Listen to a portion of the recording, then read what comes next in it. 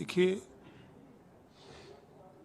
जो कानून में संशोधन हो रहा है, सुधार हो रहा है, उसके पीछे मकसद है कि और कड़ाई से उसमें नियम लागू किए जाएं ताकि लोगों को भय हो, इस तरह की बातें न आवे। और विपक्ष जो बात कह रहा है कि खाली ये मुसलमान के लिए, खाली मुसलमान करता है, कहीं रजिस्ट्री है, कहाँ दिखाएंगे वो लोग? ये सभी धर्म के लोगों के लिए कानून बना है, न कि एक धर्म के लिए कानून बना है। ये सभी धर्म के लिए है।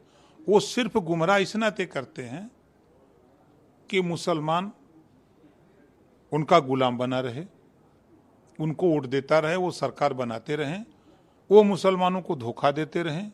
मुझे तो ताज्जुब हुआ कि समाजवादी पार्टी का एक विधायक सवाल किया, मदरसा आधुनिकीकरण को लेके। हम तो यही नहीं समझ पा रहे हैं, विभाग जब से मिला तब से अध्ययन कर रहा हूं, यूपी बोर्ड है, सीबीएसई बोर्ड है, तमाम यूनिवर्सिटियां खुली हैं, बीजेपी दुश्मन है। जैसा कि सपा बसपा कांग्रेस के लोग कहते हैं कि बीजेपी मुसलमानों की दुश्मन है। तो पिछले 4 बार सरकार सपा की, 4 बार बसपा की, 50 साल कांग्रेस की, इन लोगों ने 4 गो यूनिवर्सिटी क्यों नहीं खोल दिया?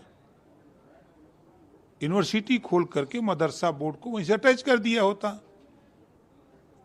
जो उनकी नियमावली थी, जो दिक्कत थी, उसमें संशोधन कर देते तो आज ये दिक्कत नहीं होती। मुसलमान बेहतरी की तरफ न जाए, शिक्षा उसको न मिले, इसके लिए सपा बसपा कांग्रेस के लोग प्रयासरत करते रहते हैं कि ये अशिक्षित रहेगा तो बीजेपी के खिलाफ भड़का के हम वोट लेंगे, वोट लेके अपना आनंद करेंगे। हम तो सपा बसपा कांग्रेस से पूछना चाहते हैं, आपके भी माध्यम से बार बार पूछता हूं, बीजेपी दुश्मन है मुसलमानों की, आप हितैषी हो, लेकिन आप लोगों की सरकार में दंगे क्यों होते थे? योगी जी के राज में एक भी दंगे नहीं हुए, कहीं कर्फ्यू नहीं लगा। इसमें मुसलमान का भी हित है ना, खाली हिंदुओं का हित है? सभी धर्मों का हित है ना। ये नहीं देख रहे हैं, उनकी सरकारों में दंगे होते थे, तंग होता था हिंदू मुसलमान, सब लोग तंग होते थे। ये उनको नहीं दिखाई देता है। खाली ये दिमाग में लोगों को है कि भाजपा खा जाएगी। भाजपा एक ऐसी पार्टी है कि सपा कांग्रेस बसपा को आईना दिखा दिया कि देखो मेरे राज में मुसलमान के 51 बेटे आईएएस कंप्लीट किए हैं। देश की राजनीति में पहली बार ऐसा हुआ है। ये उनको नहीं दिखाई दे रहा है कि भाजपा क्या कर रही है। जो भी केंद्र और प्रदेश सरकार की जो योजनाएं हैं, एक योजना बता दें कि जिसमें ये लिखा हो कि इस योजना का लाभ मुसलमानों को मत देना, कहीं है? विपक्ष का कहना है कि जो ये लव जिहाद का कानून लाया जा रहा है, इससे जो फर्क पड़ेगा वो ये है कि पहले से ही कानून है, लेकिन ये इसलिए विधेयक पेश कराना चाहते हैं ताकि ये मुद्दा गरमाए, जनता के सामने एक भ्रम पैदा हो और उसके बेस पे ये वोट बैंक की राजनीति कर सके। नीट वो भी चिल्लाते थे कि नीट पेपर लीक हुआ और पेपर लीक हुए, तो उसमें भी तो कानून कड़ा लाया गया। पेपर लीक में भी लाए, उसको जनता नहीं चिल्लाएगी? 1 करोड़ का जुर्माना है, आजीवन कारावास है, वो नहीं जनता चिल्ला रही है। ये चिल्ला रहे नेता, ये नेता एकदम वो विवाह भल, वो क्या कहते हैं उसका हिंदी है, पागल हुए कि जल्दी हम सत्ता में आ जाएं, इसके लिए वो चिल्ला रहे हैं और कोई बात नहीं है। कह रही है ये जो पेपर लीक का कानून लाया गया है, सबसे पहले आपके विधायक हैं बेदीराम, उनके ऊपर लागू किया जाना चाहिए। सपा को ये पता नहीं कि सपा के ही राज्य में पेपर लीक हुआ था, सपा के ही राज्य में उसी समय फर्जी मुकदमा लिखाया गया। यही समाजवादी पार्टी की सरकार में बगैर डीएम के अनुमति के गैंगस्टर नहीं किसी पे लग सकता। बगैर डीएम की अनुमति के बेदी राम पे गैंगस्टर लगा दिया गया, कोर्ट ने नकार दिया गलत है। यही समाजवादी पार्टी के लोग हैं ना, यही समाजवादी पार्टी के लोग हैं, बड़ी वाहवाही करते हैं, दलितों की बात करते हैं, पिछड़ों की बात करते हैं। 27% आरक्षण में पिछड़े कौन कौन जातियां आती हैं? जुल्हा दुनिया अंसारी, साईं दर्जी, फकीर भी आते हैं पिछड़िया में, अति पिछड़ी जाति मानते हैं।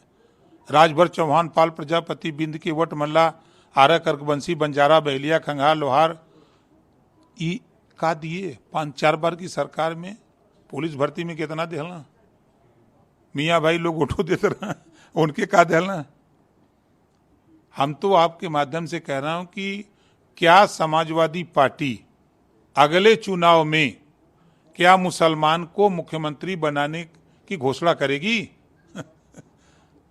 समाजवादी पार्टी मुसलमानों की हितैषी है, कांग्रेस हितैषी है, तो क्या ये दोनों मिल करके किसी मुसलमान के बेटे को मुख्यमंत्री बनाएंगे?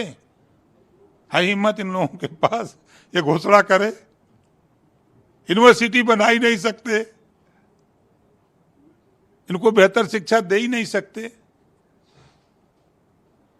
तो ये सब से ड्रामा कर रहे हैं कि जल्दी भाव विह्वल हो गए हैं कि जल्दी हमको सत्ता मिल जाए। अरे झूठे चिल्लाओ ना, सत्ता बत्ता मिलेगी नहीं। अभी तो 27 तक तो खुद सत्ता है, 27 के बाद भी सत्ता रहेगी, चाहे जितना चिल्ला लो। एक आखिरी सवाल रहेगा सर, लगातार कह रही है कि इनकी बैठकों में, सीएम की बैठकों में डिप्टी सीएम नहीं आते हैं, डिप्टी सीएम की बैठकों में वो नहीं पहुंचते। वो झूठ बोल रहे हैं। अभी आज की ताजा खबर है, 9 बजे कैबिनेट थी, 9:30 बजे, 9:30 बजे कैबिनेट में सीएम, दोनों डिप्टी सीएम, लगभग सभी कैबिनेट मंत्री, मैं खुद उसमें मौजूद था, सभी लोग तो थे, और कैबिनेट में चर्चा सभी लोगों ने भाग लिया।